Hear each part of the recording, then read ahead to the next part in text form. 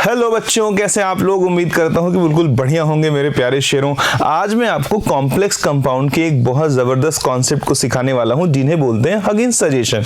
प्यारे बच्चों, एक कॉम्प्लेक्स होता है ये CuNH3 का होल 4 और होल पे पावर +2। हमें इसके हाइब्रिडाइजेशन के बारे में थोड़ी सी जानकारी आपको देनी थी। यहाँ कॉपर का जो ऑक्सीडेशन स्टेट है वो है +2। अगर +2 में हम कॉपर का इलेक्ट्रॉनिक कॉन्फ़िगरेशन करते हैं तो कैसा हो जाएगा? वो हो जाएगा 4s0 और 3d9। इसका आप ऑर्बिटल डायग्राम बनाएंगे तो वो कुछ ऐसा बनेगा प्यारे बच्चों। देखिए 1 2 3 4 5 6 7 8 9 और यहाँ पर क्या हो जाएगा? 4s0, यहाँ पे 3d9 हो जाएगा। हम जानते हैं कि किसी भी शेल में नंबर ऑफ सबशेल सेल की प्रिंसिपल क्वांटम नंबर के बराबर होता है। यानी चौथे सेल में कितने सबशेल मौजूद होंगे? 4। यहाँ 4p0 भी होगा और साथ साथ 4d0 भी होगा, 4f भी 0 भी होगा। इसे लिखने की जरूरत नहीं है। उसके पीछे रीजन ये है कि इस कॉम्प्लेक्स में जो सेंट्रल मेटल एटम कॉपर है वो 4 लिगेंड से बंधा हुआ है और 4 के चारों लिगेंड कौन है? अमोनिया। हर एक लिगेंड को सेंट्रल मेटल एटम से जुड़ने के लिए एक एम्प्टी ऑर्बिटल चाहिए। तो हमें जब 4 एम्प्टी ऑर्बिटल मिल गया तो हम आगे वाले एम्प्टी ऑर्बिटल को लिखेंगे नहीं, बट हम अपने मन में ये जानकारी रखेंगे कि इसके पास अभी खूब और एम्प्टी ऑर्बिटल मौजूद है। ठीक है, तो देखो बच्चों, जब लिगेंड सेंट्रल एटम को अप्रोच करेगा तो आप तो मानते होंगे कि जिस तरह से हाथ के सबसे बाहरी सतह पे स्किन मौजूद है, वैसे ही किसी एटम के सबसे बाहर कौन मौजूद होगा? सबसे आउटर मोस्ट शेल, जो कि कौन है? NsN-1d। तो जब लिगेंड आएगा इसके पास तो सबसे पहले लिगेंड के इलेक्ट्रॉन और इनके इलेक्ट्रॉनों के बीच में रिपल्शन होगा। तो मैं लिख देता हूं when ligand approaches to central metal atom, और आयन यहाँ पे आयन है तो शॉर्ट में ये समझते रहिएगा। इसका मतलब है when ligand approaches to central metal ion, तो क्या होगा? इस पर रिपल्शन लगेगा। अब ये अंदर तो जा नहीं सकता है तो ये जंप करके बाहर चला जाता है, ऐसा केमिस्ट्री कहती है।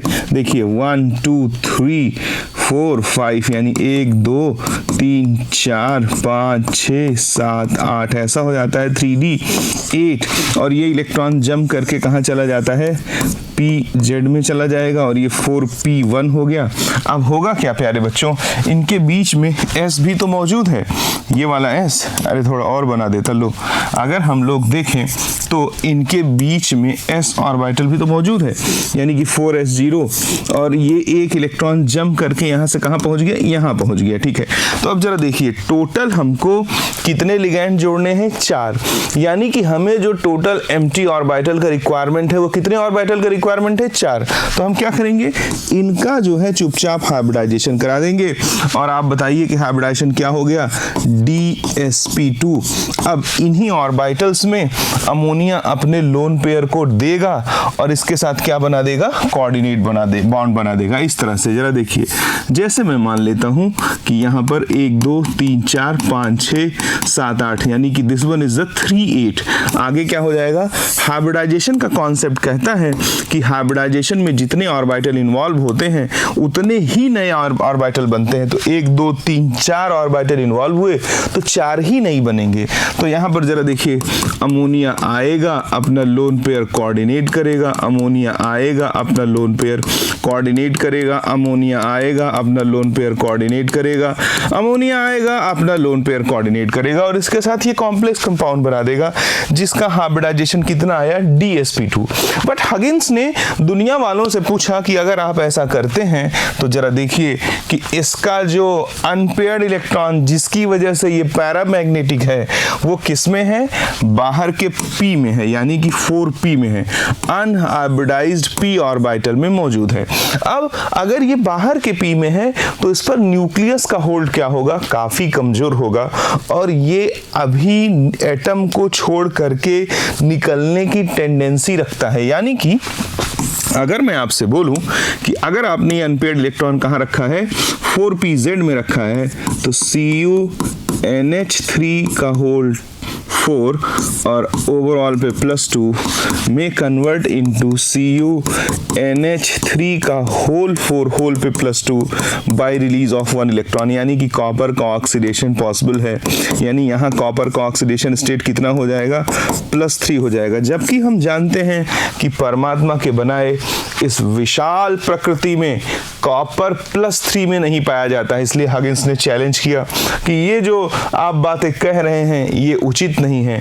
तो उसने एक ओपिनियन दिया जिसे हगिंस सजेशन के नाम से केमिस्ट्री में जाना जाता है। बड़ा ही यूनिक है, हम देखते हैं कि वो क्या है। और इसको सुनने से पहले हमेशा अपने दिमाग में एक कॉन्सेप्ट तो क्लियर रखना कि वही साइंस की वही बातें सही हैं जो प्रकृति को एक्सप्लेन करने में सहयोग कर रही हों। साइंस की वो बातें बिल्कुल भी सच नहीं मानी जाएंगी जो नेचर के अगेंस्ट हों या क्योंकि साइंस बहुत छोटी सी चीज है। साइंस का जो ओवरऑल एफर्ट है वो नेचर को एक्सप्लेन करने का है। तो जरा ये बात दिमाग में रखिएगा कि महान नेचर है, महान साइंस नहीं है। साइंस के हिसाब से नेचर नहीं चलता, नेचर के हिसाब से साइंस चलता है प्यारे बच्चों। तो जरा देखिएगा, यहाँ हगिंस ने बोला कि चलो भाई ठीक है, कॉपर +2 में है यानी 4s0 3d9 है। जरा इसका ऑर्बिटल डायग्राम बनाओ। This one is the 1 2 3 4 5 6 7 8 9, this one is the 3d9 and this one is the 4s0 and this one is the 4p0 and this one is the 4d0। ठीक है, 4d0। अब जरा गौर पूर्वक देखना प्यारे बच्चों, हम यहाँ पर ये S और ये 3p नहीं ले सकते, क्योंकि अगर हमने हाइब्रिडाइजेशन में एक S और 3p ले लिया तो हाइब्रिडाइजेशन हो जाएगा sp3 और इसका शेप कैसा आ जाएगा, टेट्राहेड्रल। जबकि प्रकृति में ये स्क्वायर प्लेनर के फॉर्म में एग्जिस्ट करता है। तो जरा देखो हम क्या करेंगे कि when ligand approaches to central metal ion क्या होता है, जरा देखिए होता क्या है कि यहाँ से एक S और यहाँ का 2p, एक S 2p और एक D हाइब्रिडाइजेशन में इन्वॉल्व होते हैं। यानी कि ऐसी स्थिति आ जाती है, धन धन धन 1 2 3 4 5 1 2 3 4 5 6 7 8 9। इस बार ये अनपेयर्ड इलेक्ट्रॉन वहीं का वहीं 3d में है। पिछले बार की जैसे हमने उसको जंप करा के 4p में नहीं भेजा है। जरा देखिए, अगर वो वहीं का वहीं मौजूद है तो यहाँ पर जरा देखिए हाइब्रिडाइजेशन का सिद्धांत। तो concept of hybridization says us that कि number of new formed orbital is always equals to the number of orbital involve in the hybridization. तो यहाँ पे कितने ऑर्बिटल इन्वॉल्व हो रहे हैं, 1 2 3 4। ठीक है, इनका नाम क्या है, sp2d sp2d sp2d sp2d। तो ये चार ऑर्बिटल बन गया। अब अमोनिया आएगा, लोन पेयर देगा, अमोनिया आएगा, लोन पेयर देगा, अमोनिया आएगा, लोन पेयर देगा, और इनके साथ क्या बना देगा बच्चों, कोऑर्डिनेट बॉन्ड बना देगा। इस बार जरा देखो कि ये कॉपर अब उस डेंजर जोन से बाहर है। हगिंस ने बोला कि वो जो अनपेयर्ड इलेक्ट्रॉन रहता है वो 4pz में ना रह करके वो 3d में ही मौजूद रहता है।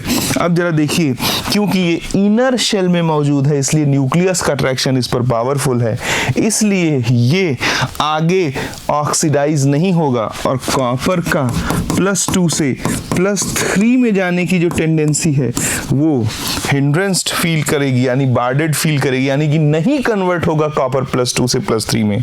और हगिंस ने बोला कि हाइब्रिडाइजेशन DsP2 बोलने से ज़्यादा बेटर है कि क्या बोलो, sp2d बोलो। तो ये केमिस्ट्री में इकलौती ऐसी जगह है जहां पर ये हाइब्रिडाइजेशन दिखाई देता है, जहां पर हम अंदर के अंदर के अनफिल्ड ऑर्बिटल को छोड़ करके बाहर के प्योर एम्प्टी ऑर्बिटल को कंसीडर करते हैं, और इन सच अ मैनर कि 4p के तीनों ऑर्बिटल में से सिर्फ 2 लेते हैं। कोई कहे कि तीनों ले लो, तीनों ले लूंगा, फंस जाऊंगा, फिर प्रकृति का जो कंपाउंड है वो अलग हो जाएगा और हमारे कॉपी पेन का कंपाउंड अलग हो जाएगा। तो मैंने पहले ही बोल रखा था कि थियरी ऐसी होनी चाहिए जो नेचर के बारे में पूरी तरह से परफेक्ट जानकारी दे।